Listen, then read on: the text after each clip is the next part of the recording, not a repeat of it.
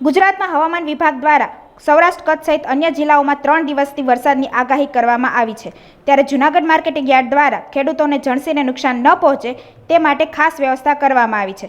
Marketing યાર્ડમાં જણસી લઈ આવતા ખેડૂતોને પોતાની જણસી હાલ શેડમાં ઉતારી દીધા છે, તેમજ શેડ ફૂલ થતાં ખેડૂતોને જે જણસી લઈ આવશે તેને પરત મોકલવામાં આવશે, જેથી કરીને ખેડૂતોની જણસીને કોઈ નુકસાન ન પહોંચે। Divyesh Gajera, secretary marketing yard Junagadh. Marketing yard જૂનાગઢમાં હવામાન ખાતાની વરસાદની આગાહીને લીધે સાવચેતીના પગલાં રૂપે ખેડૂતો, વેપારીઓ તેમજ માલવાહકોને સાવચેત કરી દેવામાં આવ્યા છે। તેમજ માર્કેટિંગ યાર્ડમાં જે પણ જણસની ઉતરાઈ થાય છે તે તમામ ઓક્શન શેડમાં જ થાય છે। ઓક્શન શેડની બહાર ક્યાંય જણસની ઉતરાઈ થતી નથી અને જે પણ જણસની ઉતરાઈ ઓક્શન શેડની બહાર થતી હશે તેની આવક એવું લાગશે કે વરસાદની આગાહી છે તો બંધ કરી દેવામાં આવશે।